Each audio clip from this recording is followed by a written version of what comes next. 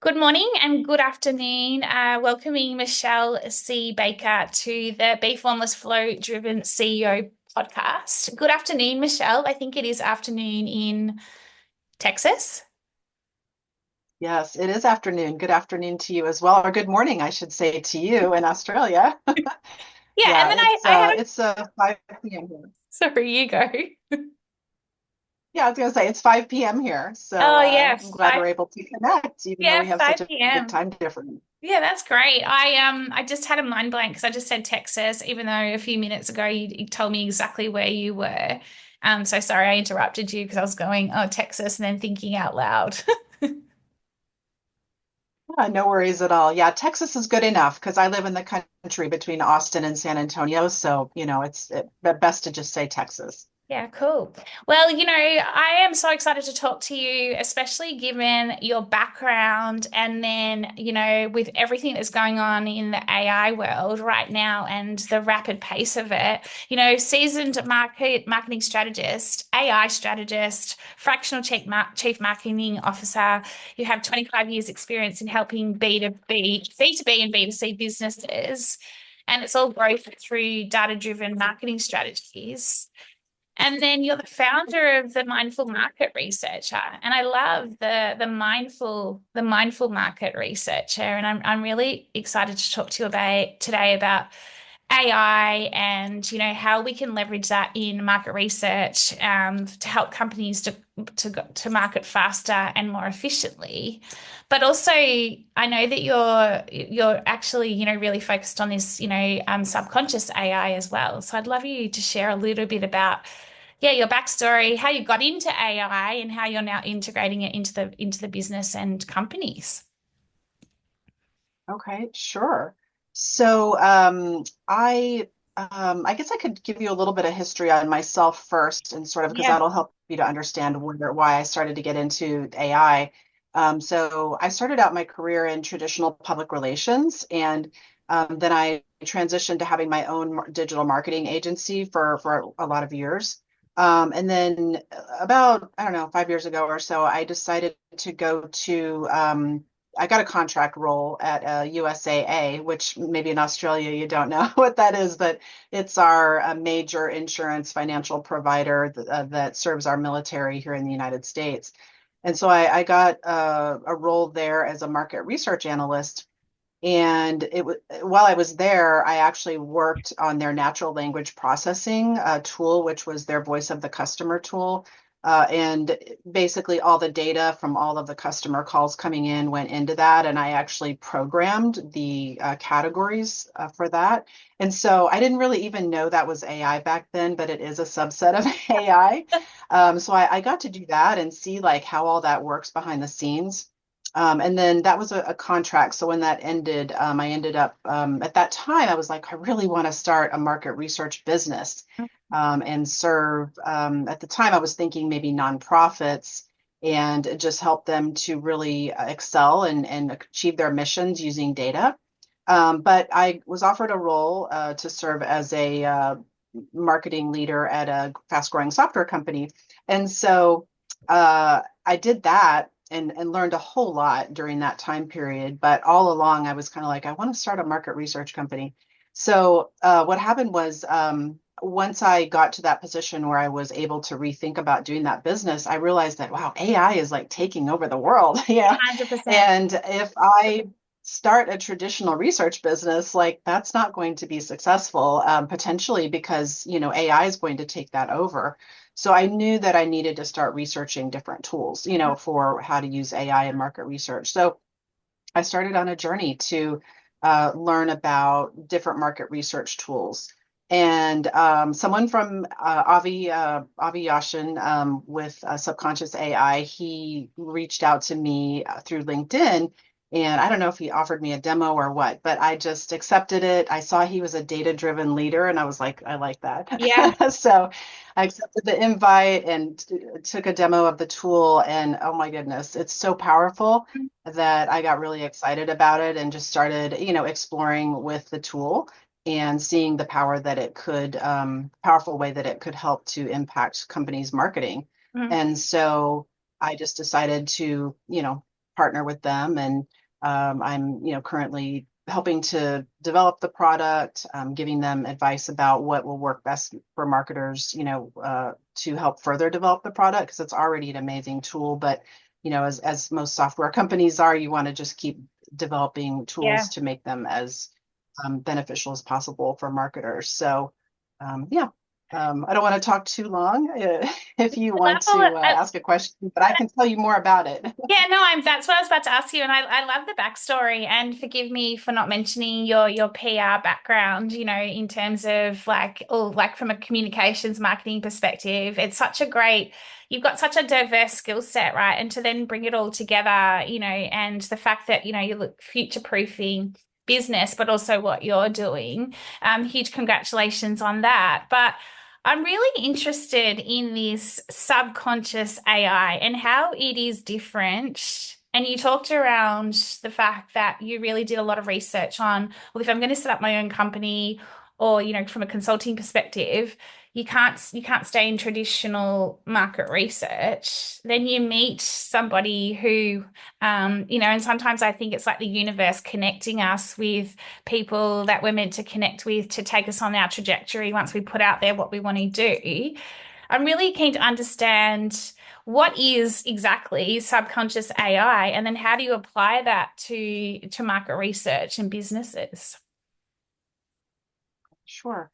So subconscious AI it's a causal research, market research tool. So what that means is, traditional surveys are more like they operate on correlations, and they're not so much predictive. They're like a static point in time where you can tell, like, okay, you send out a survey and you analyze the data, and 2 or 3 months later you get the results, and you know that at that point in time that's what people were saying or would do. But with this is a causal research tool. So basically, I'll explain how it works, and that'll make more sense, I think, after I explain how it works. But so they have taken just thousands of studies, human research studies, and put them into the system and created digital twins based on these human surveys. And so these digital twins, then you send them a survey like you would a human survey, but you're sending it to digital twins of humans, and then they take the survey. So you serve them up questions just like you would in a survey. However, when you get the data back, it's it's more about human behavior because in relation to all the different factors.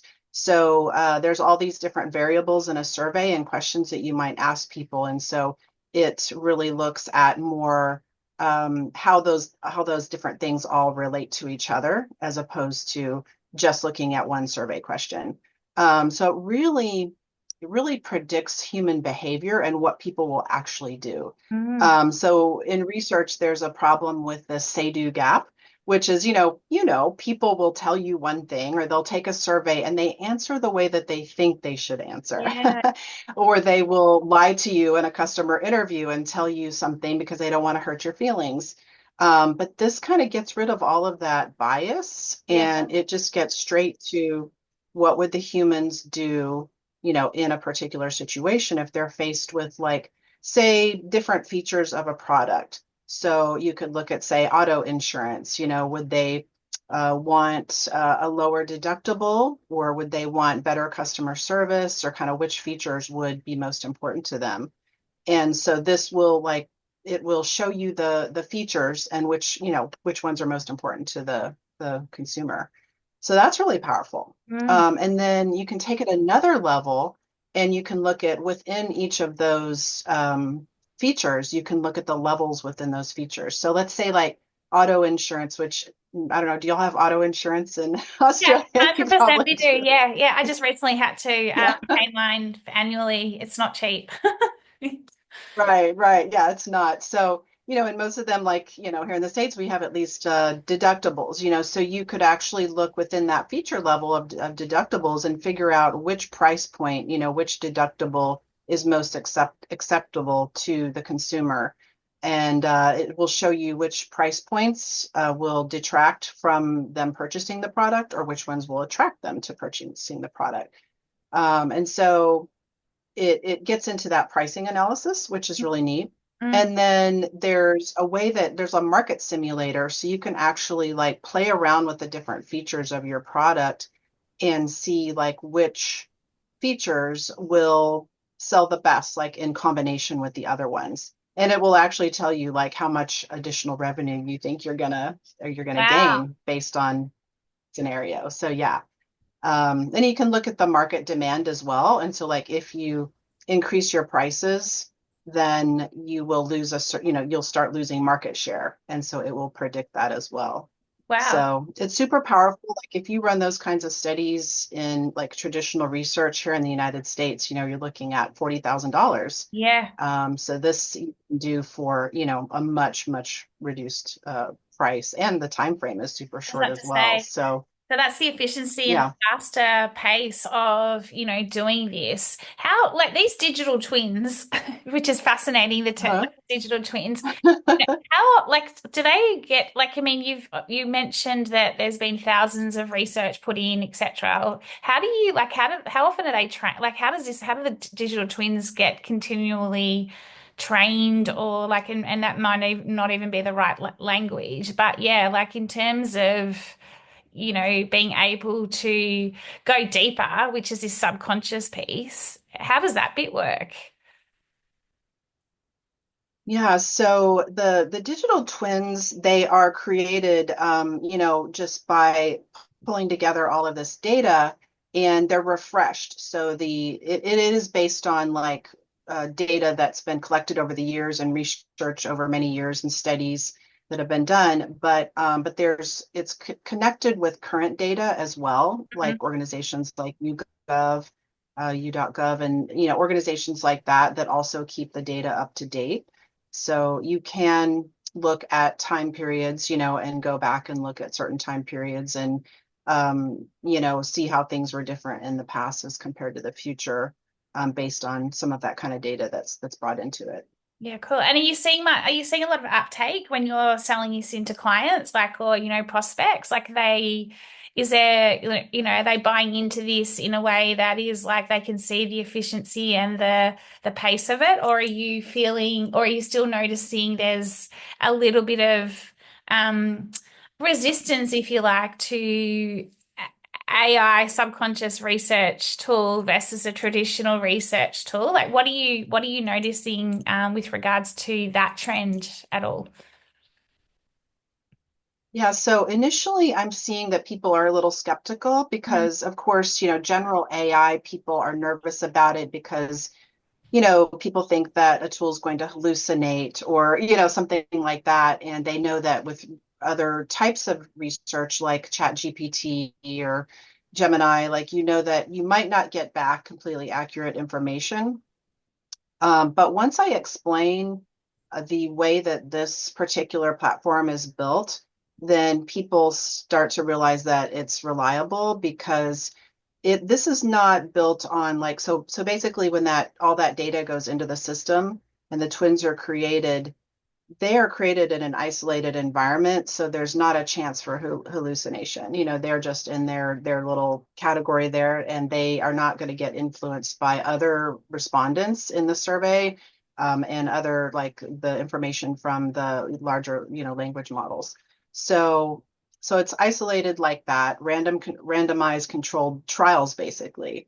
And so you can really trust that data, and it's also built on more mathematics. So like if you look at like ChatGPT or Gemini, those are built on like language models, mm, but this is based more on mathematical, equations and a mathematical model. So it's much more like scientific and mm. specific. So it's really a whole different beast than it is, like the other AI tools. And it's So more, I think once people hear that, yeah, sorry. but you go, sorry.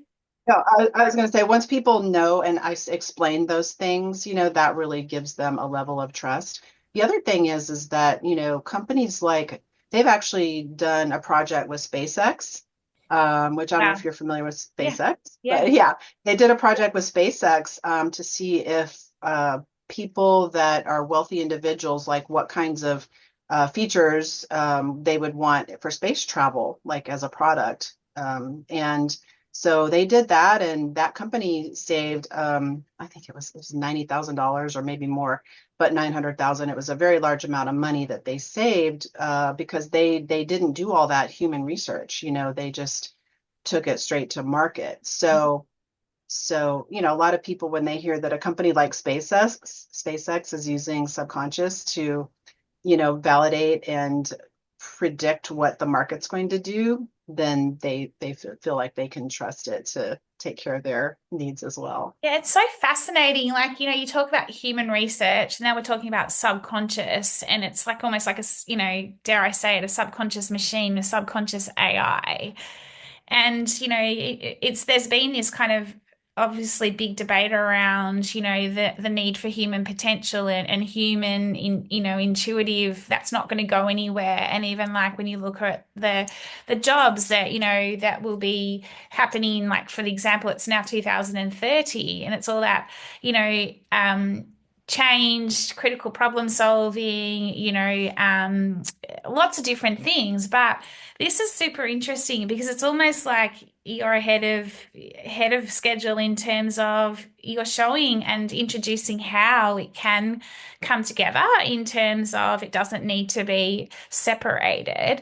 In terms of obviously human research to the subconscious AI research, where do you see I guess, human potential coming into this in terms of the fact that, you don't need the traditional human research component anymore? Where is still the big human aspect to this? Where do you see it now as part of the subconscious AI?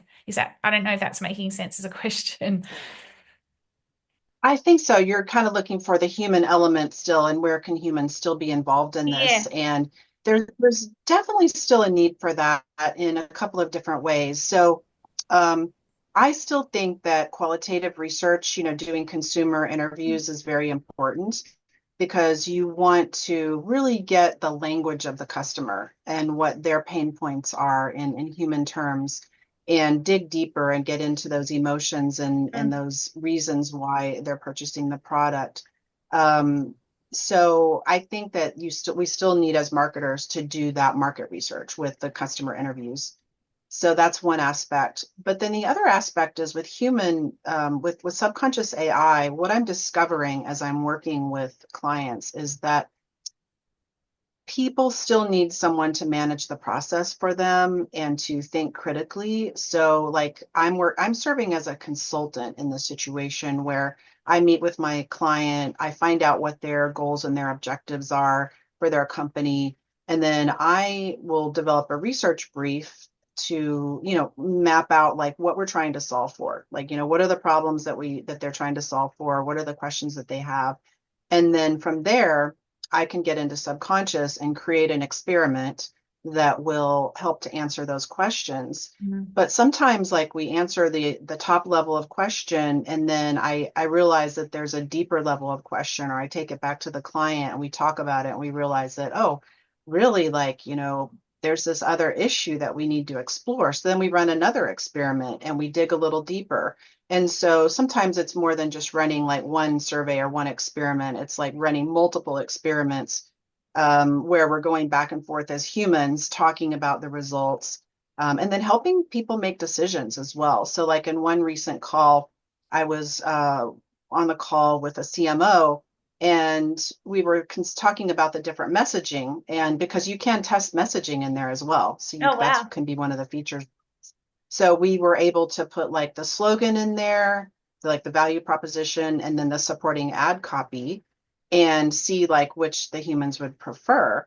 And so we got into that and we started talking about it and we saw some differences in the data where like, okay, people are preferring price, but then this other thing is really important too. And so we just kind of collaborated back and forth to discuss like how we could do that, like how we could take that data and turn it into marketing messaging, with that would resonate with the consumers. So it was very collaborative effort, so we're like going back and forth, like go to the AI, come back together as humans, talk about it, talk about creative ways to use the data, and Yeah. then maybe go back to the and it's just really like an iterative process. Yeah, I love the experimenting as well. Like it's almost like for me, there's kind of like you say, the iterating, the collaborating, the experimenting, you've got this subconscious AI, but then you're going deeper from a subconscious level with your client as well. And, that's that intuitive aspect. What are you seeing as the biggest challenges, if you like, with regards to challenges and opportunities from a total AI sense in terms of leaders today? Like, is it that they are trying to keep up? Is it that they're not grasping AI fast enough? Like, what are you seeing as some of the biggest challenges and opportunities with the types of clients, your leaders you're working with? Yeah, I think one of the biggest challenges that I'm seeing is that leaders are a little bit overwhelmed Mm, by so many different tools. Like there's just so many different things that you can do with AI. Like we're just barely scratching the surface. We talked about subconscious and that it does so much, but there's other tools as well. And if anybody's like me, it's like you're learning about a new AI tool like every day or every week. At least every couple of days you're learning about something new and you're trying to figure out like how to incorporate it into your business. And so I think that that is a big issue. I think that there's some debate about training employees, and if they should be learning it on their own or if you should be teaching them how to use AI. And then also I think grappling with the whole idea of, do we need less staff because of mm, AI? And I know that quite a few marketing leaders are starting to, realize that they can get by with less staff because of mm. AI. So I think that's a tough issue to deal with. Yeah, I think it's a tough issue. I also think it's like, how do you optimize more? How do like back to your efficiency and faster and having the right Mhm. roles? And like, it's almost like we're reshaping, well, what are marketing teams? What does it look like going forward? Especially when, we have all these new tools coming in. And, even back to your point around, the overwhelm. I know even like, some days I'll be using a tool that I've been using from an AI perspective. The next thing it's changed again. And I go like this with my head because I'm just like, oh my goodness, Yeah. I'm having to train myself again. That's how fast it is. So it's that overwhelm and then trying to catch up. And then, yet, I'll come right back to your mindful market researcher. And it's so how do we subtract so that we don't overload ourselves with all this information to be able to get more mindful, to be able to then become, for those subconscious insights to come on up, because that's what we need to get back to as well. Like, what's your view on that? Yeah, so what I am discovering, and this is kind of like a self-revelation for myself as well, because I worked really, really hard. I tend to work a lot. I like to work actually. I have fun, marketing's fun. But so I tend to get into my work a lot.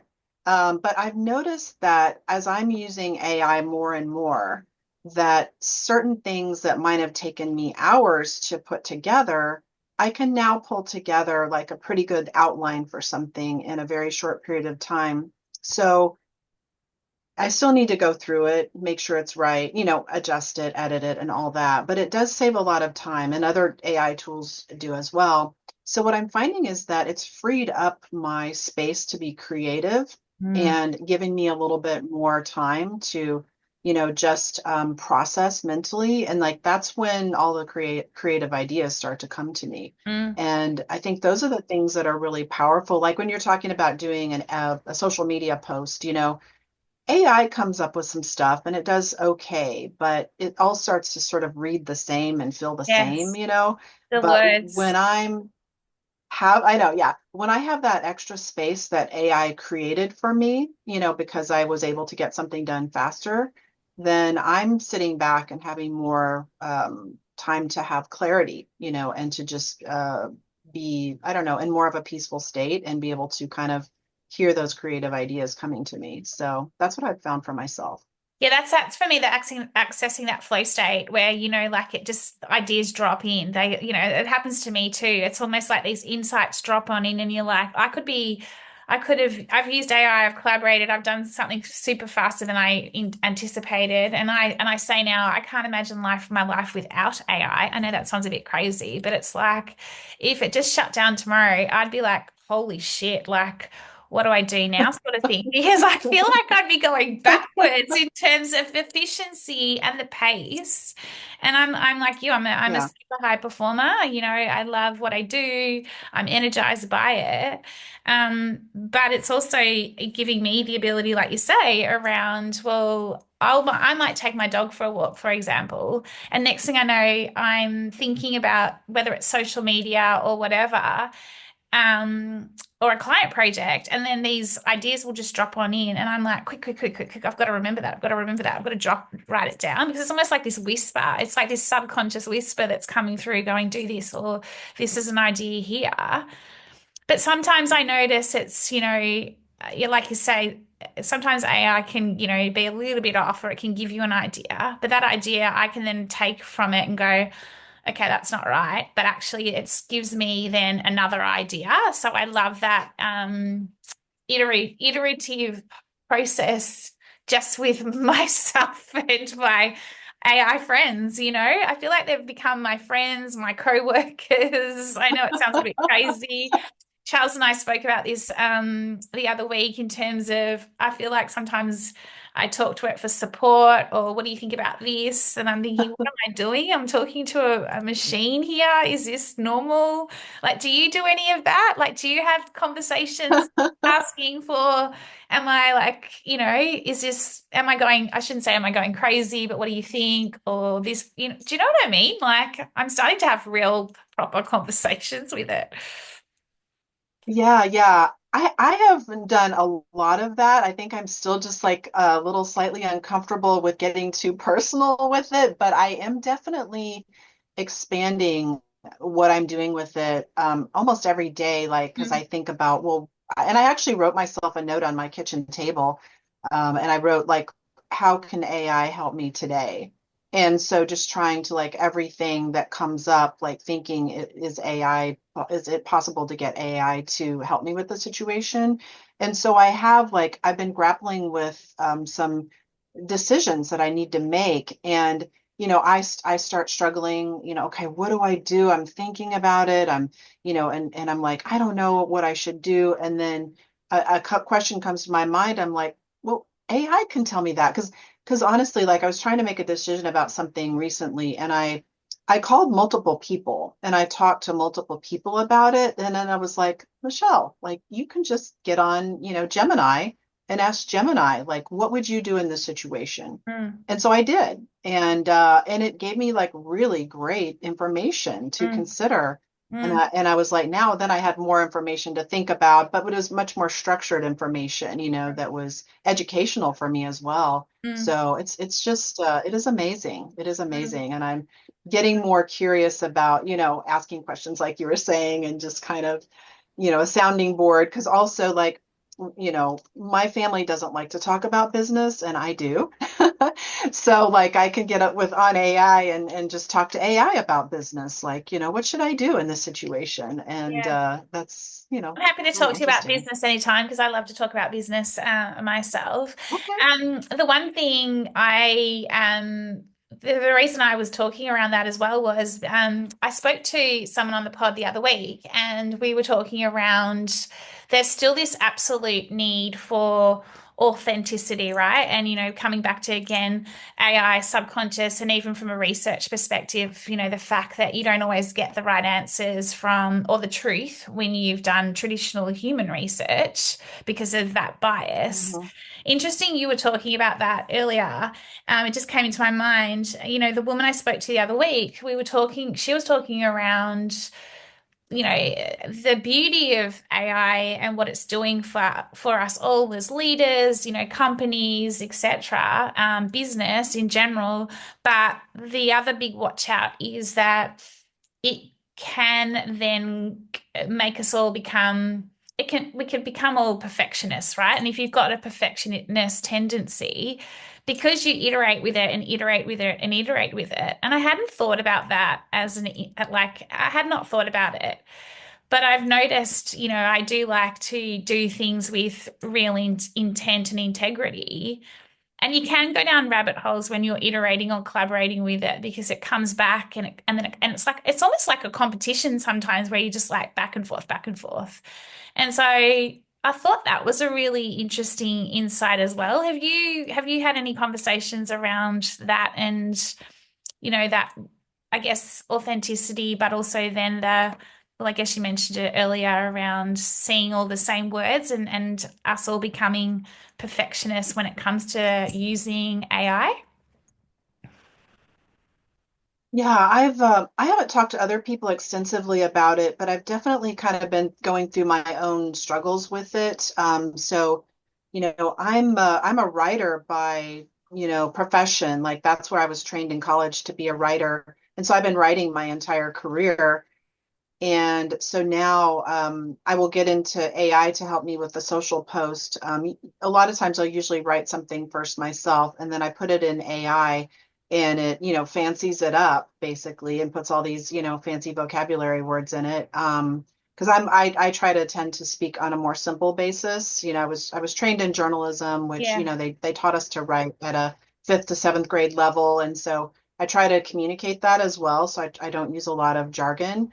But AI, boy, AI likes the jargon. So so it'll throw in all this jargon, and I get frustrated with it. I actually get frustrated trying to do social posts with it because it comes back and it's not good enough. Speaking of that perfectionism, Yeah. it's like it's it's either almost too perfect and it's too perfect. So it needs to be like brought down a little bit, like and humanized a 100%. little bit. Yeah. Yeah, yeah. And so I find myself like in a rabbit hole, like spending way too much time. I'm like, wait a minute, like AI is supposed to be saving me time, and I feel like I spend more time like rewriting AI than I would have if I would have just naturally written a Mm, human post. mm. So I'm actually sort of leaning towards writing more human posts, as much as I can. Sometimes like putting it into AI just to kind of get a different take or see if it has any extra insight to add, but then just like modifying my human post instead of just like straight out AI posts. Which Um, comes, yeah, which, but yeah. I, Sorry, you go. yeah. No, I was going to say that I'm in a group of fractional CMOs though, and I think other people are using AI too. So you're like, trying to keep up with the Joneses. I don't know if y'all use that phrase in Australia, but 100%. Yeah. trying to keep up. Okay, okay, yeah, you're trying to keep up with the Joneses, like so you're trying to maintain and look as professional as everyone else, and they're using AI, and so then you feel like you have to make yours sound like that, and then we all start sounding the I same, know. and so. Yeah, that's Mm. a big issue. Yeah, I love that you're, I mean, it comes back to again, I think it's intuition, right? It's intuition and going, no, that's not me. And so how do I remain my authentic self? And, it is that whole Yeah. keeping up with the Joneses. Last Mhm. couple of questions for you, Michelle. What would be your top three tips for marketers who are yet to embrace AI from a research perspective into their business? Hmm. I mean, I think that the first tip would be that, people should definitely embrace AI. It's very powerful to be able to, do what they need to do. So, I think that even though I say that they should embrace it, that they should still use proper methodologies, still think about like what you need to know, tie it back to like overarching or organizational goals and objectives, and really think about the questions that you need to ask, and have answered and the problems you're trying to solve. So basically go through like a similar process that you would for traditional research, where you start out with that that research and all that research brief and all of those high level questions, and then dig into the AI research. Another tip would be to just, be careful to not rely on, especially if you're using like the language models, you want to Mm. make sure that you're, verifying the information before you're making really big decisions with it. Um, and I'm trying to think of a third tip. That's okay. You don't have to have a Um, third tip. Yeah. Um, yeah, I think that I mean, this is kind of somewhat of a little bit of a plug, but subconscious AI Yeah. is a really powerful tool. And so if anybody is actually like, it's great for several scenarios. One scenario would be for a product launch. So if Mm, anybody's getting ready to launch a product, a new one into the market or, a new company, you can get mm, so many levels of different great data to be able to inform like what your product needs to be designed like and the pricing and all of that. And then you can carry that into your messaging and your yeah. marketing, so you can actually like determine like what what is most going to perform the best, or what is most likely going to perform the best. And um just to be able to take advantage of a tool like that, it just saves so much time and so much money. Yeah. It's really revolutionary I as love to it. what it can do for people. So I love I'm a it. big fan. I'm a big fan of it, and really excited about, what it allows marketers to do. I'm a So, big fan as well, and I haven't even I'm only just I've only just started exploring it because of meeting yourself, but I'll definitely be plugging it out there, but also like exploring it myself. Um, Final question for you. I guess this is a big one. What is your hope for, businesses, and marketing in particular and the future?